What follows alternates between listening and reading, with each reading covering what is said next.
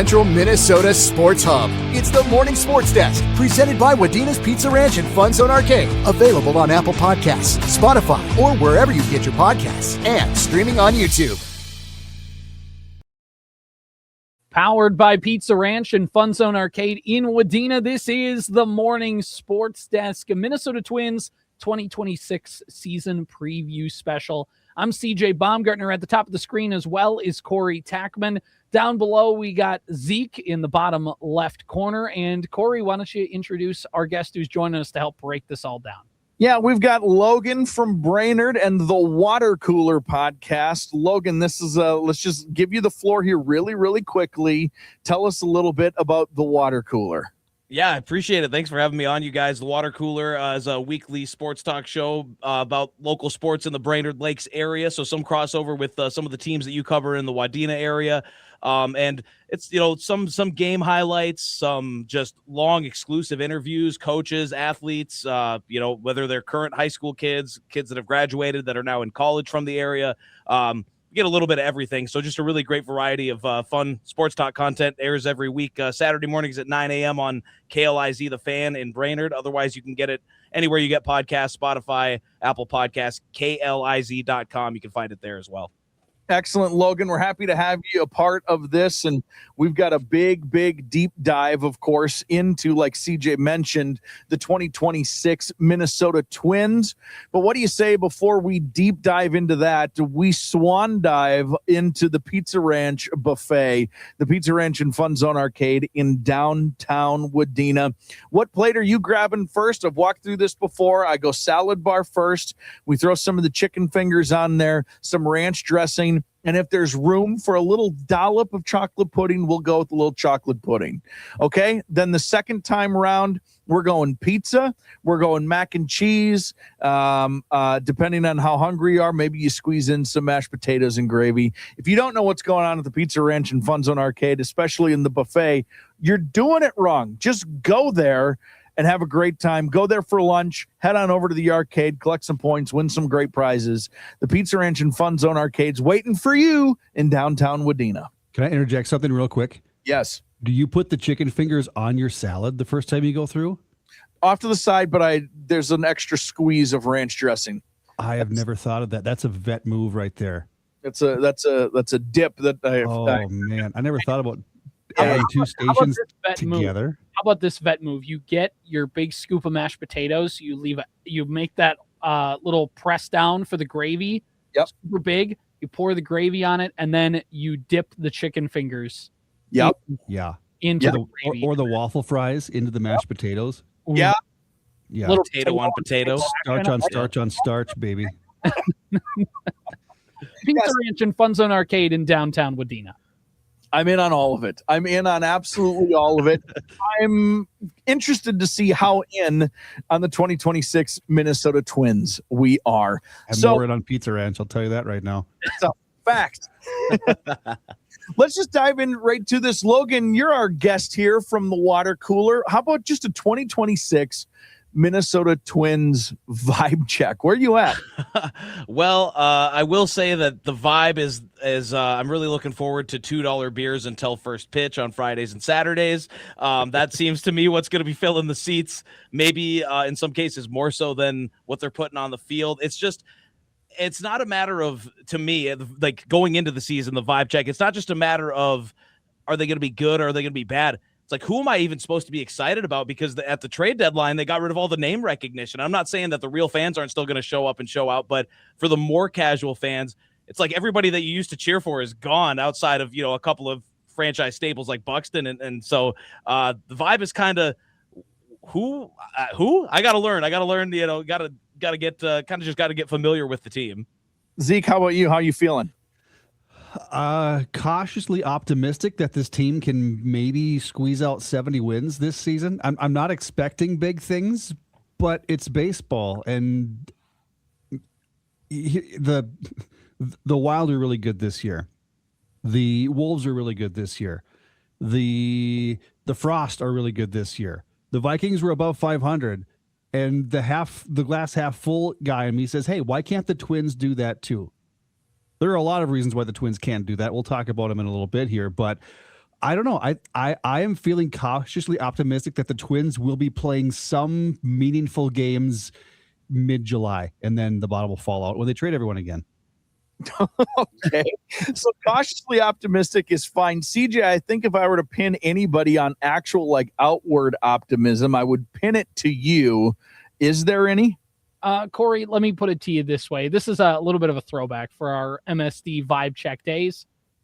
Is the I want to vibe motion. So like if I want to get in on it. I want to find some reason where I could look at this Twins team and squint and say, oh, well, actually, they're going to be really good. And I was about to do that with the starting rotation and go, well, you have a starting rotation of Pablo Lopez and Joe Ryan, Bailey Ober, and Simeon Woods-Richardson in the middle. You have a bunch of really intriguing young prospect starting pitchers to get behind on. And then Pablo Lopez out for the season, like literally the first day of full squad workouts. And then you have Bailey Ober, who can barely throw 88 miles an hour with his fastball.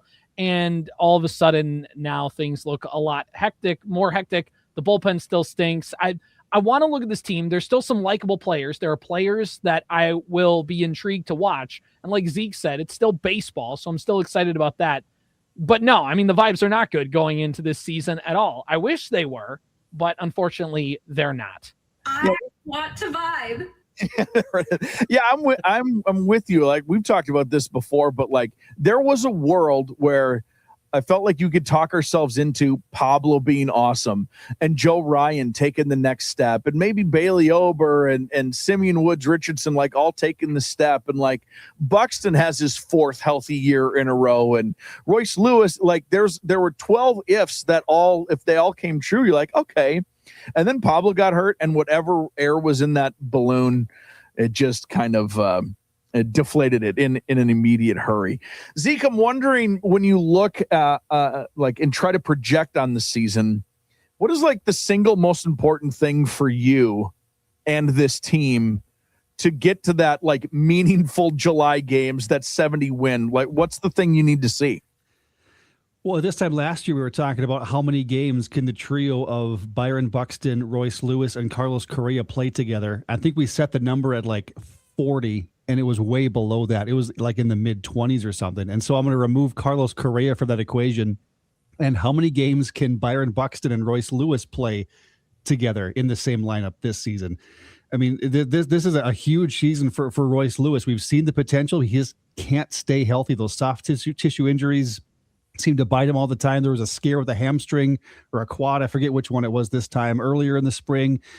And this is the year that Royce Lewis needs to have that Byron Buxton season like Buck had last year. 30 home runs, 11th overall at MVP, and he was on the field. He was productive. He was swinging the bat well. All-star game, should have been starter. That's neither here nor there. But the season that Byron Buxton had last year, Royce Lewis needs that season this year in order for the Twins to get to that 70-win mark. CJ, how about you? I don't. This Twins team, man, again, I want to vibe. I want to get in on this. I think overall, what the single most important thing for me and this Twins team will be the development of their prospects. And I think where that goes throughout the season, there's a very good chance we see Walker Jenkins, we see Emmanuel Rodriguez, we could potentially see Gabby Gonzalez, but I think for Jenkins and Rodriguez, they're the two big ones. You have the Twins, young starting pitchers in the mix as well that are going to be making some pro debuts. And I think 2026 is a wash, but I think if you see development from those guys, you could build some real momentum going into 2027. That doesn't mean I think they're all going to come up and be awesome right away.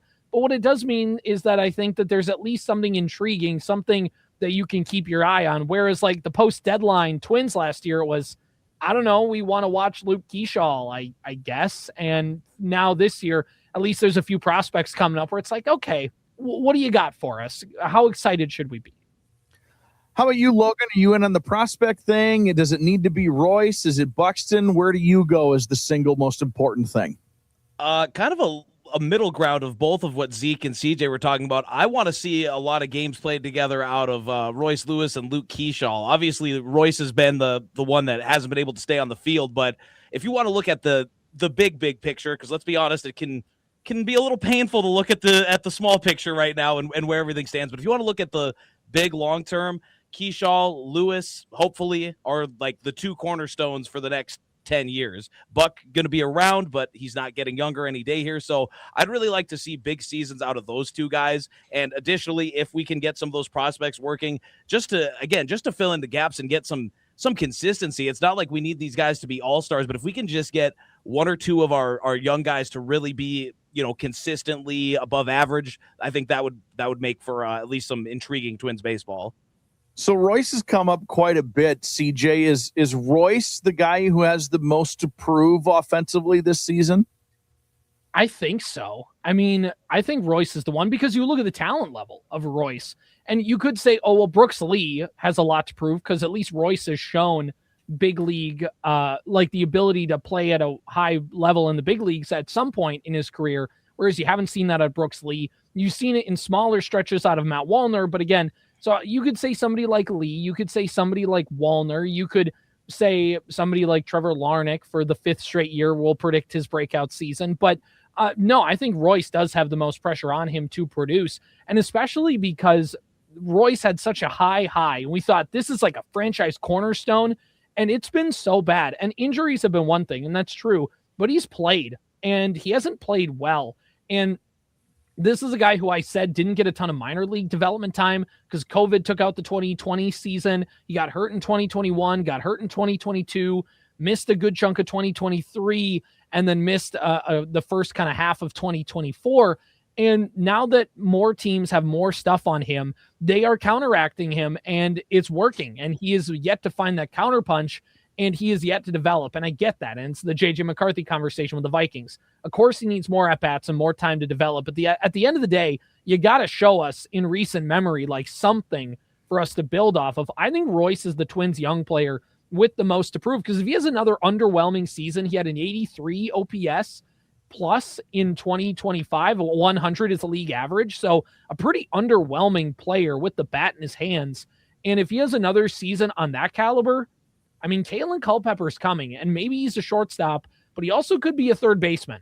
So, like, there is some, it's kind of, not that it's now or never for Royce, but this is kind of the year where all of a sudden that pressure ratchets up a lot more than we've seen with his long-term status in this organization. Logan, is there something else with Royce, or do you have your eye on somebody else on this roster? Royce is definitely the big one, and CJ kind of hit the two big ones for me, the left side of the infield there, Royce Lewis and then Brooks Lee, because he's shown flashes for sure. I mean, like CJ said, there's no doubt about the talent. The talent's there. It's all about the health, and that's kind of just where that sits. But with Brooks Lee, it's just so up and down. Sometimes, it looks like this guy could be, the face of the franchise, or at least the shortstop, for the foreseeable future. And then there are some days where he really leaves you scratching your head and seeing like, okay, maybe let's see Cody Clemens, maybe let's see somebody else in there, So I do think that it's probably Brooks Lee who's got the most to prove, just because, again, with Royce, it's kind of just one thing. It's health. It's not performance necessarily. So I would say Brooks has probably got the most to prove there. Zeke, who are you eyeing up? I'm going to go with the Matt Wallner option on this one. Stat line on Wallner last year, I think this was an MLB record for most home runs with fewest RBI, 22 home runs with only 40 knocked in. And he hit 202 last season. And he's entering his age 28 season, where this is kind of where the rubber meets the road, this 28, 29, 30, 31 time. If he's hitting, right around 200 again, in July, August, it may be it for Matt Wallner. I need some big numbers out of him this year. I need big numbers in the home run department for Wallner. Average, I'm not trying to demean average, and I think you're right. He can't be hitting 200. But that being said, if it's 200 but pops 30 home runs, that's fine. At least you can live with that. That's Joey Gallo numbers right there. Exactly. I mean, he basically is diet with Joey 400 Gallo. Strikeouts. Yeah. Joey Gallo had a great peak, and sometimes we forget about that. Like, I think if Matt Wallner is Joey Gallo, a big armed right fielder who has a big swing, a lot of swing and miss numbers. But yeah, I mean, and you talk about Wallner, there also is Emmanuel Rodriguez and Walker Jenkins. And if Byron Buxton is with this team long-term, that means there's a lot of corner outfield spots up for grabs and a lot of corner outfielders coming up through the Twin system. If Wallner doesn't have a good year this year, I mean, congratulations, Emmanuel Rodriguez. You're the starting right fielder. I'll just throw in very quickly then, because I have loved to love this guy, but this is for his long-term career and not just for the Minnesota Twins. If Trevor Larnach can't turn into a major league ball player, and he wants to be a major leaguer for the rest of his career and not a 4A player a la Jake Cave, he's got to find some semblance of even mediocrity at the professional level. Logan, how about pitching staff? Which obviously with the injury of Pablo, it throws everything into, we'll call it a rut. It messes up the starting rotation. It messes up the bullpen and who's going to go where. Who for you is the most important? Who is the most to prove on the pitching staff? You know, I like to look at Simeon Woods Richardson there, because he's a guy that we were all kind of hoping would have a breakout year this year, and he was going to have the opportunity to do it a little more quietly when he was back at fourth in the rotation or maybe even fifth in the rotation. But now, you know, again, with the Pablo injury, he's pretty much entrenched as our number 3 starter. And let's be honest, he's had some pretty ugly outings last year.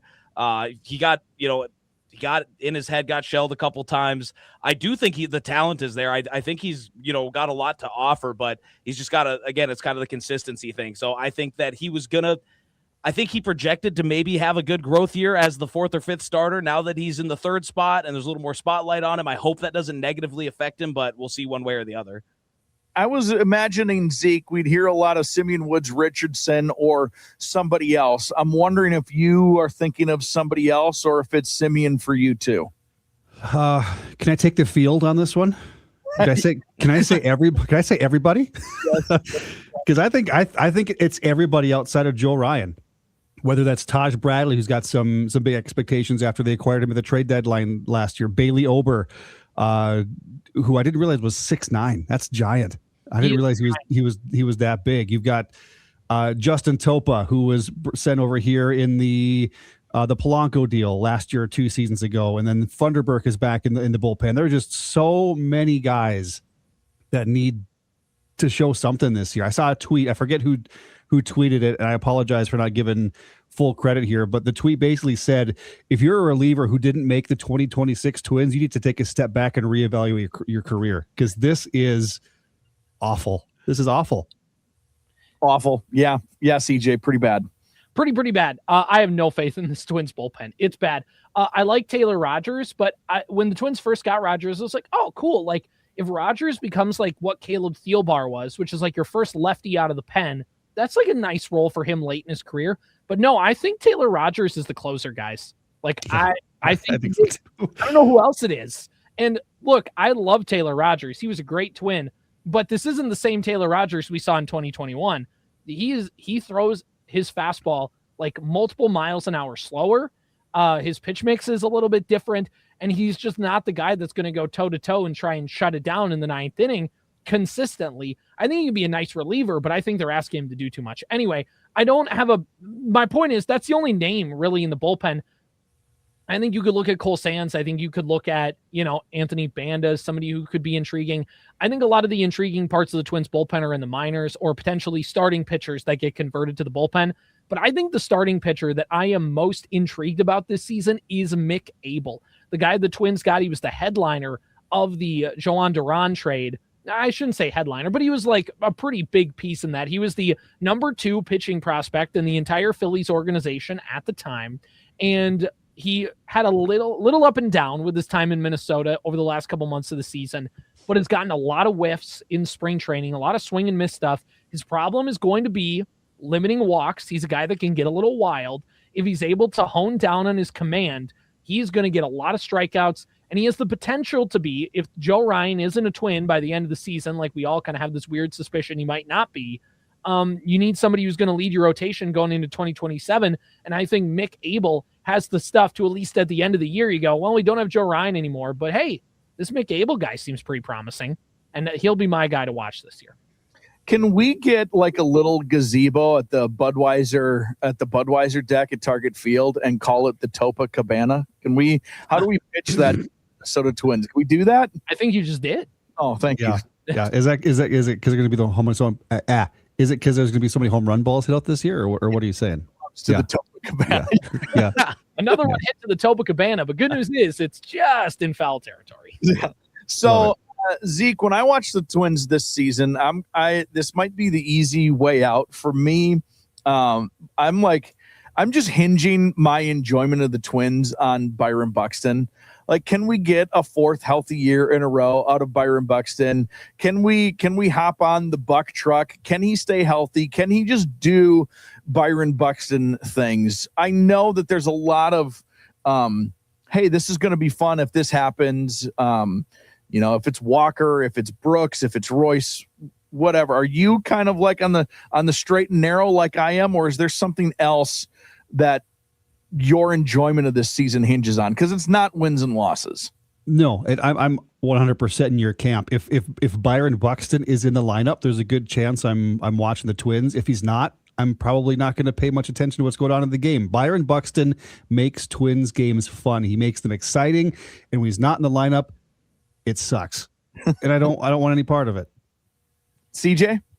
Luke Keeshaw's my guy. I am really high on Luke Keeshaw because I think that we got a little bit of a taste. And I think, and this is, again, maybe glass half full perspective.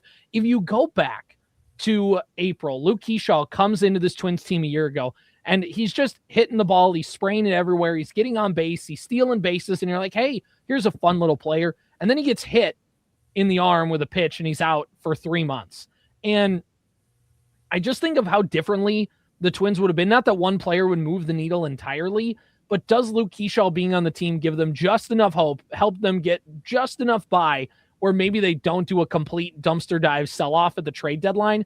Maybe. But I do think Luke Keeshaw, at the end of the day, if he played a full season, would have been in very high contention for Rookie of the Year a year ago. All that guy did was hit. He's not going to hit for a ton of power, but he'll maybe hit for 10 to 15 home runs a year. But he's a guy that just finds the good part of the bat with the baseball. He's a guy that always finds a way to get on base, to get a single, and he can steal second base and turn that single into a double for you. With the glove, he's kind of limited, although we could see him play in left field this year now that he's a couple years removed from that Tommy John surgery he had to have, which is why he played a lot of second base last year. So I think we'll see a good amount of Luke Keeshaw in left field. We'll see a good amount of him at second base. And I think overall he's just going to get a lot of play with this Twins lineup. And I think based on the way Derek Shelton kind of pointed in the direction with his lineups and kind of the way he's hinted this week, getting ready for opening day, it sounds like it's going to be a lot of Luke Keeshaw leading off, Byron Buxton hitting second. You got somebody else in mind, Logan? While this sounds like a dangerous proposition, tying your enjoyment to this player, I am going to say Royce Lewis, because he is just a pure electric factory when he's on the field. I mean, he's kind of similar to, like you said, Zeke, with Buxton, how it just makes watching Twins baseball fun. I feel like the exact same could be said about Royce Lewis. And when he's playing, oh man, he is just truly, you can't take your eyes off him. He's that kind of a guy, but the injuries and him being in the lineup is, I think, going to have a pretty big determining factor on circle back to, are we playing meaningful ball games in late July? If he's absent, if he's not healthy for the better part of, April, May, June, that's probably all down the toilet. So I'm kind of all in or all out on Royce Lewis, whichever way it goes. I think that's going to kind of determine how much I enjoy this season of Twins baseball. So then the next question ties into this a little bit. We define this player as the Naz Reid of the Minnesota Twins. Let me quickly define what I mean by the Naz Reid. We're talking about a fan favorite, but we're not talking about like everyone loved Willians Astudillo. Because even though Willians Astudillo, the turtle, was fun, he was not also good at the same time and contributed significantly. So I want to know, the Naz Reid of this Minnesota Twins team is a guy who is good at baseball. Everybody loves, kind of that guy. Maybe when the career is over, when you like define a stereotypical, a quintessential Minnesota Twins player, this is who you think of. CJ, who is it for you? Who's the Naz Reid of the Minnesota Twins? This is such a good question, and I think about this every year, and I think, where can we go with this direction? And I'm going to piggyback on my last answer. I do think it is Luke Keeshaw. I think that there is a good part of the fan base that, because first of all, he's good. He's going to be a big contributor. But also I think it's just because he's a little bit more, and not throwback, that's not the right word, but I think for Twins fans, they've been waiting for a player who's like a guy that just hits a bunch of singles and gets on base, plays second base, like they've kind of been searching for that next Luis Arraez type hitter to fall in love with, of a guy who just knows how to get on base. And unlike Arraez, Keyshaw can steal a little bit, provides more action on the base paths. I think Keyshaw finished with like 15 steals last year and only playing in like 50 games. So I think that there is a good chance for Twins fans to just enjoy what Keyshaw can do out there because, oh, hey, he got another single. He did it again. Oh, now he stole second base. Oh, look at him make that play in the hole. Like, I think there is an electricity that Keyshaw brings. He's a former high school wrestler, and if you pay attention to how Luke Keyshaw does interviews and just how he conducts himself, you're like, yep, that looks like a dude that played wrestling, that wrestled in high school.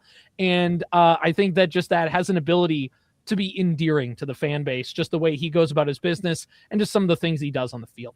I hate that you mentioned Luis Arraez because that would have been my answer for the past presidential term and beyond. That would be the answer for me.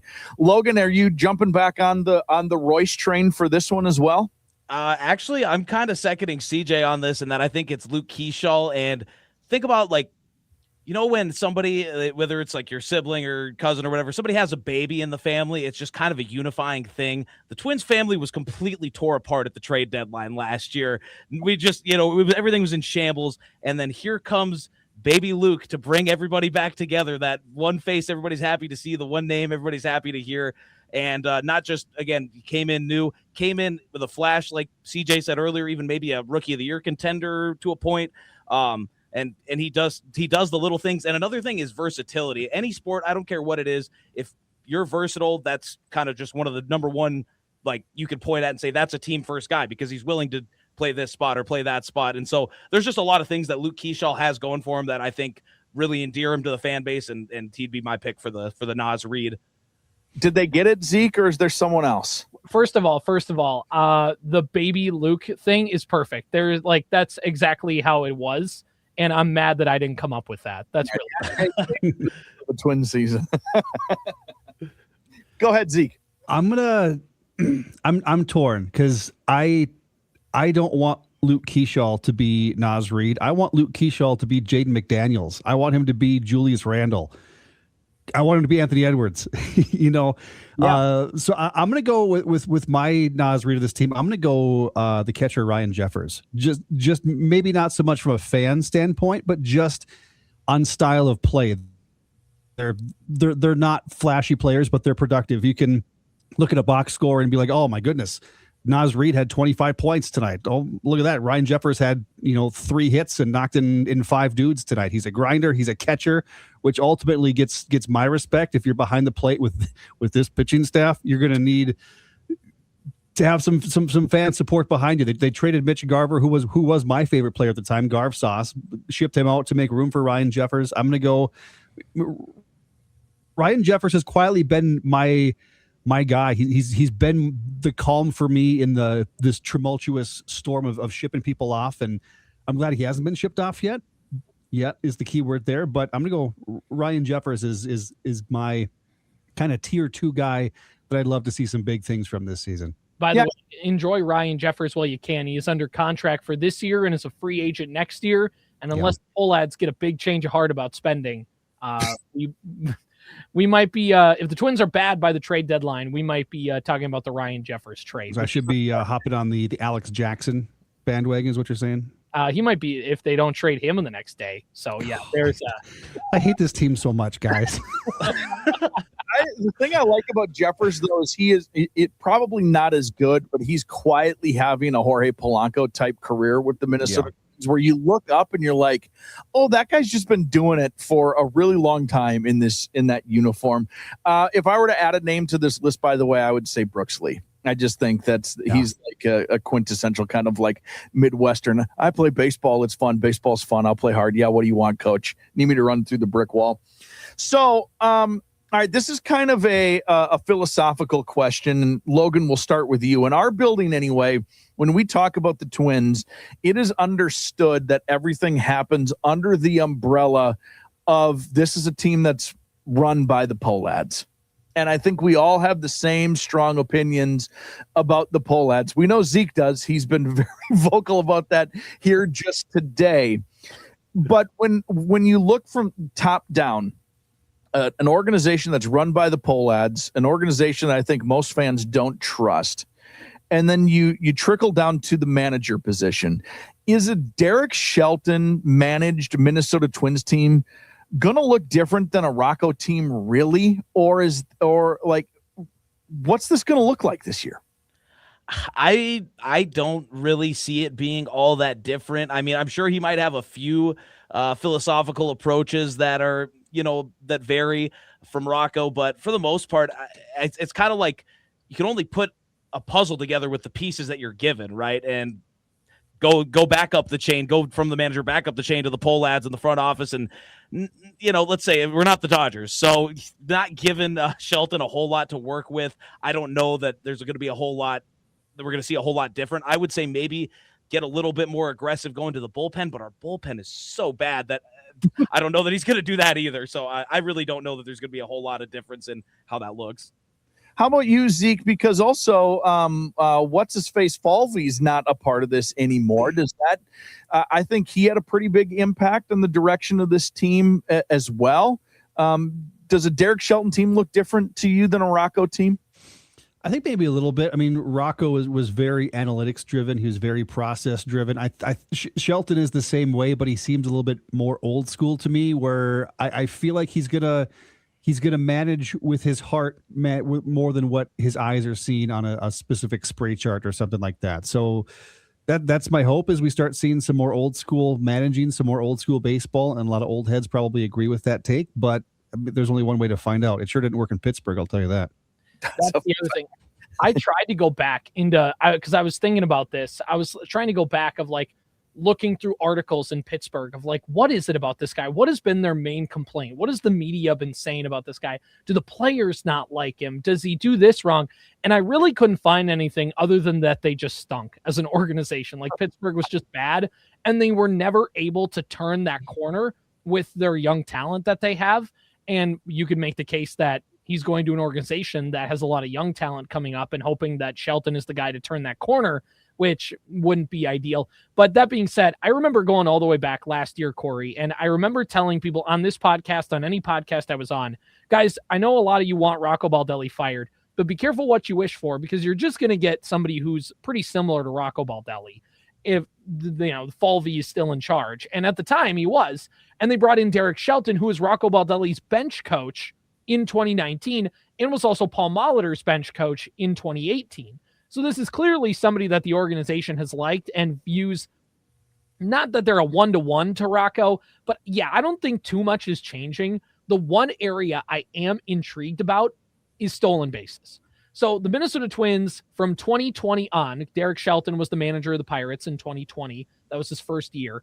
From 2020 on, Minnesota was 29th in baseball with 371 stolen bases from 2020 to 2025. Pittsburgh was 19th in that span with 503. Now, the Twins were actually finished middle of the pack in stolen bases last year. If you remember, after the trade deadline, Rocco Baldelli said, what the heck? It doesn't matter anymore. Steal. Everybody's got the green light. And you saw Keyshaw stealing a bunch. You saw Royce stealing a little bit. You saw Buxton stealing, and they kind of opened up to that.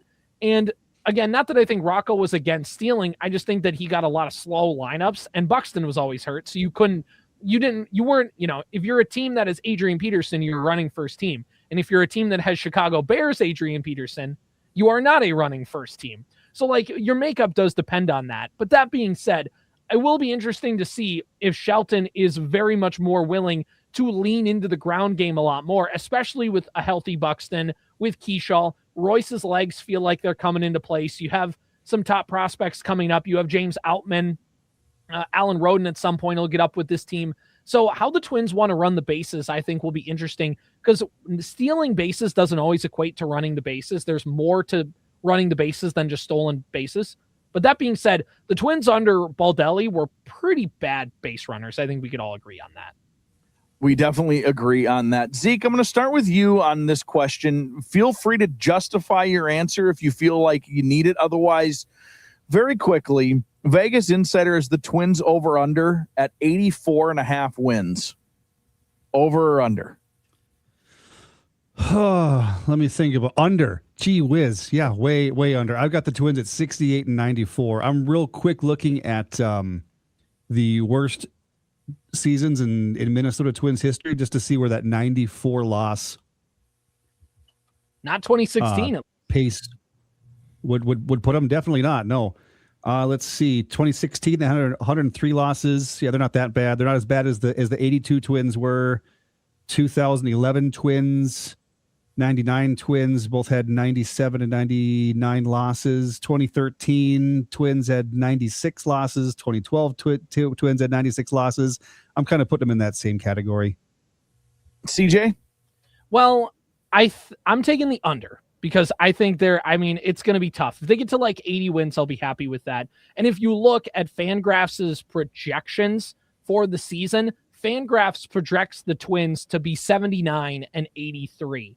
Now, I wouldn't be obviously I'd be happy with an 84 win season, but I'm okay with that because that would mean, according to Fangraphs, that they would be third place in the division in front of the Guardians and the White Sox. And if we can at least finish ahead of Cleveland, you know what? I'll take that.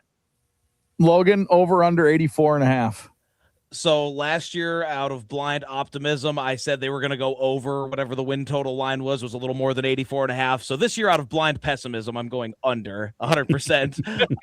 I was actually in Las Vegas over Super Bowl weekend for my buddy's bachelor party, and I was trying to bet on Twins under whatever they set the line at. Didn't care what it was at. Couldn't find it. Wasn't that big of a deal, but if it was there, I was definitely going to put at least $10 on under. You could have said 60. I was still going to put it on under. So I am not very optimistic. I hope that they have some fun. You know what I mean? Like, I hope that there is some fun to be had, just some fun games, some comeback wins and things like that throughout the season. But in terms of the overall, when it's all said and done, I don't think they are sniffing 84 wins. No. Wasn't there's the White Sox line at like 47 wins or something like that? Or was that last year? That was last year, I think. I feel like I saw like 47 and 48. Okay. Yeah, no, they have like 12 ifs going into the season, and that's too many ifs for this to work out in a good way. I'm interested though, because Logan, you said it. What if it was 70.5? So Zeke still picking under.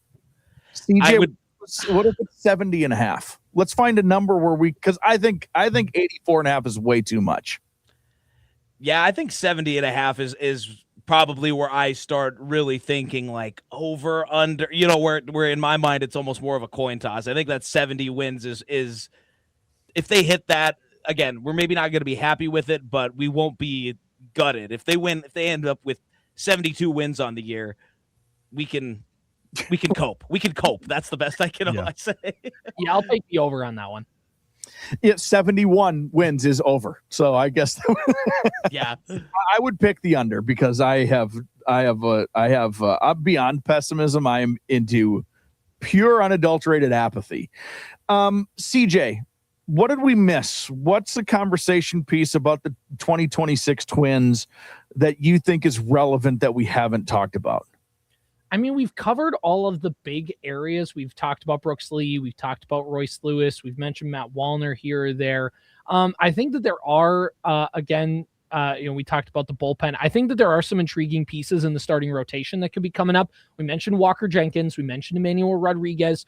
Those guys are going to be what we're hoping for when the team is 10 games under 500 come July 4th. We're waiting for their call-ups. And I think there are some starting pitchers that we are going to see.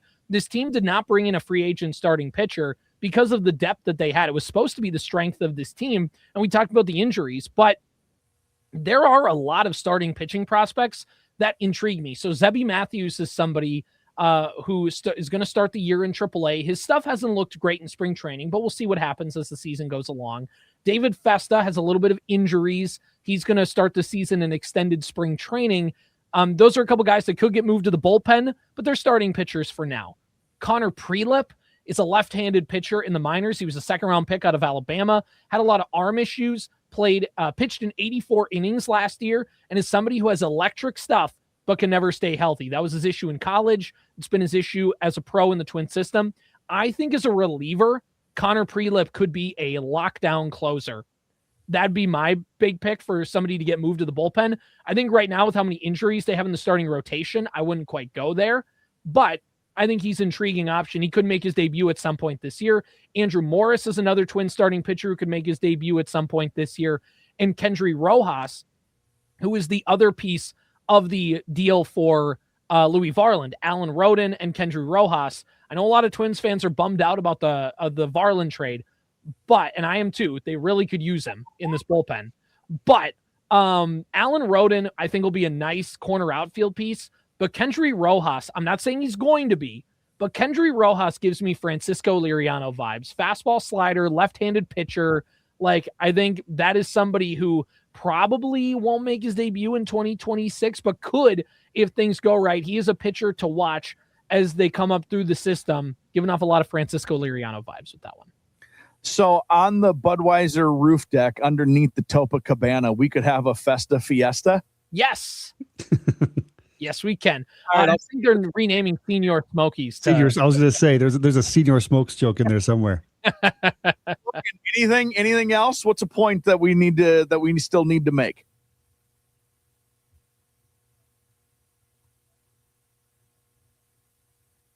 Are you gone? I think you might be muted. Sorry about that. All right. What I was saying is I think we really just got to hope that we kind of find our direction. And that goes more for even like the front office than the guys down on the field, because it's just been so much turmoil with the Pohlad family and the family dynamics, which is like, obviously family and business getting intertwined is never good, and especially when you're in a multi-billion-dollar business like professional baseball. But I think if they can kind of just get things sorted out where there's a clear kind of chain of command in the front office of who's making what decisions, that's going to trickle down to where things finally kind of sort themselves out on the field, in theory, as long as we don't, again, just blow it all up at the deadline, inevitably. Zeke? I think the big talking point that will be rearing its ugly head multiple times this season is the word that Corey just used, and that's apathy and fan apathy. And you mentioned the Minnesota Twins to anyone, they're like, oh, they traded so-and-so, and they're going to be terrible. That's just the general vibe of Twins fans right now after the fire sale, the uncertainty of ownership, and just rock bottom expectations for this team. I think that the team needs to do what this team needs to do this year is that they don't need to worry about the standings as much as winning back the fans emotionally. I mean, Minnesota Twins fans are ride or die. We're with you through contraction.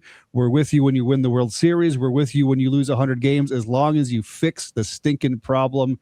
And I don't think the Twins fix the problem, and it's going to be rough for a lot of fans. I think Target Field, despite those $2 beers on Fridays and Saturdays, it's going to be empty this year because the fans, they have no emotional attachment to this team. There's no reason to be there this year. What if kids get free ice cream on Sundays? I'd rather spend $1 at the gas station on ice cream than taking my kid to a Twins game. We'll go watch the Red Hawks in Fargo. That's going to be a much better baseball over there this season. 100% that is. Yeah.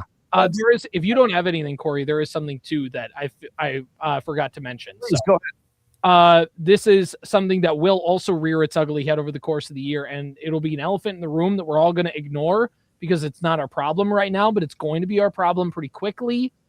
Lock out. Yeah. Thank goodness. Thank goodness. There might not be any baseball next season. Major League Baseball is making a comeback. The World Baseball Classic has gotten ratings that are higher than NBA Finals. Huge. They've gotten some huge ratings. Their baseball is growing amongst the younger generation. As much as I dislike Manfred, like, they did clean up pace of play with the pitch clock. They have more rule changes coming to try and help continue that momentum.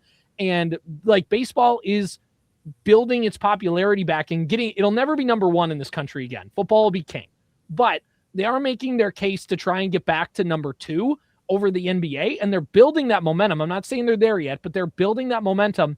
And so I can't wait for baseball just to completely torpedo itself like it did in the 90s when it was the top sport in the country, and then we'll never sniff that again because they decided to have a lockout. The lockout's going to get ugly. The owners are unified. They all have a rainy day fund together to try and get them through a lockout. They are not going to be satisfied until there is a salary cap in place for 2028, or for 2027 rather. It's going to happen, and this is going to get ugly. All right, we're going to wrap things up with a final thought here, and we'll lead into it like this. If you play fantasy football, you're familiar with the idea of you're going to watch your favorite football team play, and you want your favorite football team to win, but on your fantasy team, you've got a guy on the other team that you need to perform well to win your fantasy league for the week, right? And there's this weird juxtaposition of emotions when that happens.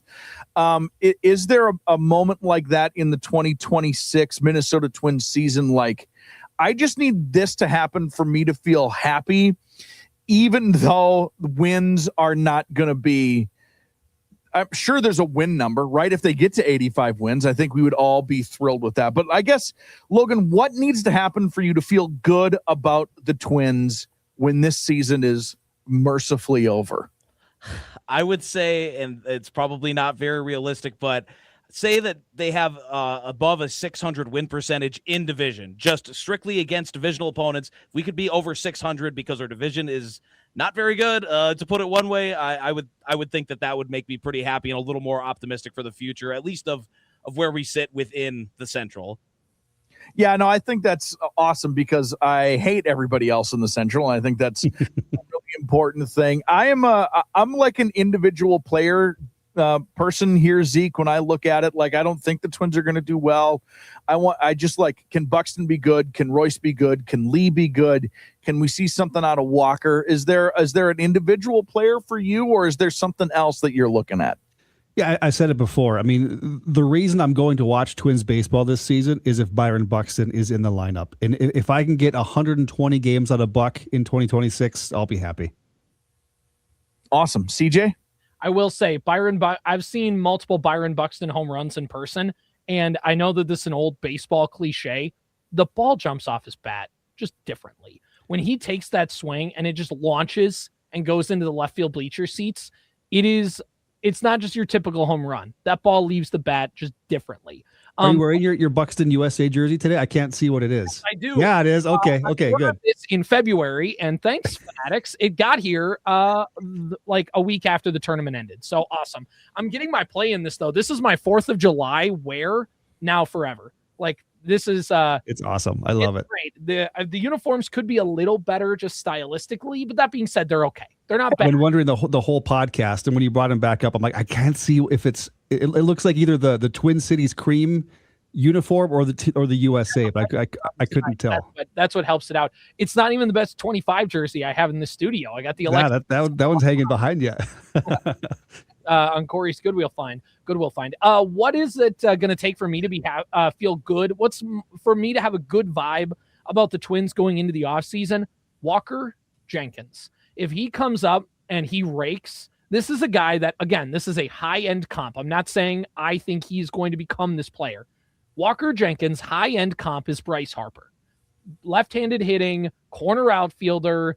Walker Jenkins probably doesn't have the power profile as Harper, but he's a 5-tool player, speed, glove, base running, the contact. He's got a little bit of power.